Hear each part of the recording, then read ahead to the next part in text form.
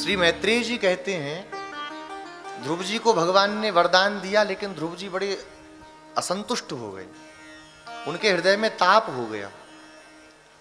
विदुर जी ने कहा महाराज अब तो जो अभिलाषा थी वो पूरी हो गई, अब किस बात का ताप रह गया, अब किस बात का उनको संकोच है, क्या कोई और भी अभिलाषा थी? बोले अब ये ताप हो गया, जिन प्रभु से मैं मुक्ति प्राप्त कर सकता था, जिन प्रभु से मैं इस संसार चक्र को छुड़ाने के लिए याचना कर सकता था, उन प्रभु की भक्ति मैंने क्यों की? बोले केवल इसलिए ताकि मेरे को तुच्छ सा ये संसार मिल सके। अब इन संसारियों में और मुझ में अंतर क्या बचा, यह सोच करके ध्रुव जी के मन में कष्ट हो गया। फिर सोचा चलो कोई बात नहीं, 36,000 वर्ष की बात है, उसके बाद तो मिल ही जाएंगे ठाकुर जी, 36,000 वर्ष प्रतीक्षा करनी है। ब्रह्मा जी की स्तुति में भी एक बड़ा अद्भुत एक श्लोक आता है, दसम स्कंद में, आप लोग कल सुनेंगे। भगवान की स्तुति करते हुए ब्रह्मा जी कहते हैं तत्तेनुकंपाम सुसमीक्षमाण, भगवान की अनुकंपा की जो प्रतीक्षा करते हैं, भगवान की कब कृपा होगी, यह जो प्रतीक्षा करते हुए उनका भजन करने वाले भक्त हैं, वो जीते जी ही भगवान को प्राप्त कर जाते हैं। बोले ऐसा कहीं हुआ? लेकिन कथा संत लोग सुनाते हैं। नारद जी भूमंडल पर आए, विचरण करके वैकुंठ की ओर प्रस्थान कर ही रहे थे कि दो महात्माओं पे दृष्टि पड़ गई। नारद जी को उन्होंने देखा तो दंडवत प्रणाम किया, कहा महाराज एक आपसे प्रार्थना है, कहिए। आप तो भगवान के बड़े लाडले हैं, उनके पास सीधे जाते हैं बात करने के लिए, महाराज एक बार पूछिएगा कि ठाकुर जी हमें कब दर्शन देंगे, भगवान हमको कब दर्शन देंगे। दोनों लोगों ने अपना एक ही प्रश्न रखा, भगवान का दर्शन कब होगा। कहा ठीक है पूछ के बताऊंगा। भगवान के पास गए नारद जी, भगवान से प्रार्थना की, महाराज वो देखिए वो दो लोग बैठे हैं उधर। एक कहाँ? वो एक इमली के पेड़ के नीचे बैठा है। हाँ हाँ हाँ हाँ हाँ। वो एक वो खजूर की झाड़ के नीचे बैठा है। हाँ हाँ हाँ। ये बहुत दिनों से आपकी सेवा कर रहे हैं, आराधना कर रहे हैं, इनका प्रश्न है कि आप कब मिलेंगे। भगवान ने कहा अच्छा ये तो बहुत गंभीर बात है, तो सोचनी पड़ेगी। अरे आपको क्या सोचना, अरे हमको भी तो देखना पड़ेगा इसका प्रारब्ध है कि नहीं, मिलने योग्य है कि नहीं, बहुत सी चीजों का विचार करना पड़ता है। हाँ तो विचार करिए ना, तब तक हम यहीं खड़े हैं। भगवान ने कहा अच्छा सुनो, वो इमली के पेड़ के नीचे जो बैठ के भजन कर रहा है, जितने उस इमली के पेड़ में पत्ते हैं, ध्यान से सुनिएगा, जितने उस इमली के पेड़ में पत्ते हैं उतने कल्प के बाद में उसको दर्शन दूंगा। कल्प माने ब्रह्मा जी का एक दिन। ब्रह्मा जी का एक दिन कितना बड़ा?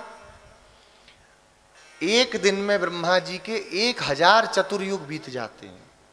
सतयुग, त्रेता, द्वापर, कलयुग, ये 1000 बार आके चले जाते हैं, इतना बड़ा एक दिन। ये एक कल्प है, ब्रह्मा जी का एक दिन।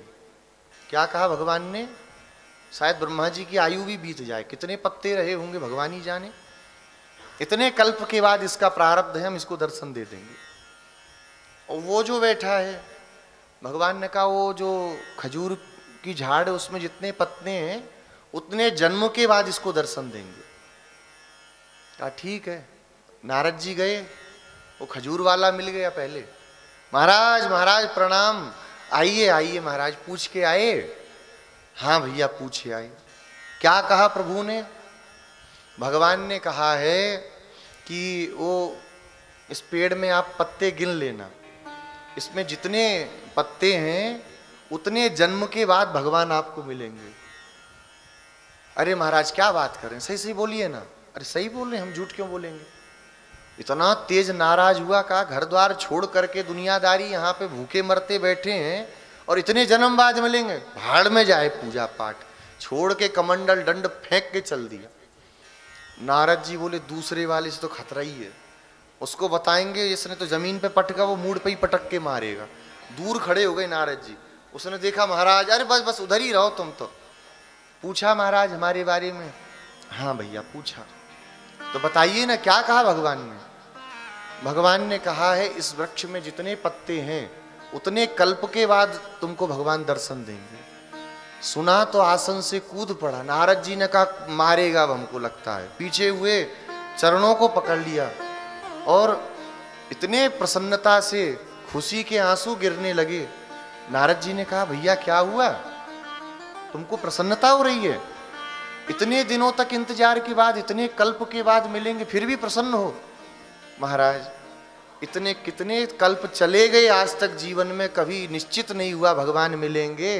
अब ये निश्चित तो हो गया कि इतने के बाद प्रभु कृपा कर देंगे, इतने के बाद फिर संसार में नहीं भटकना होगा।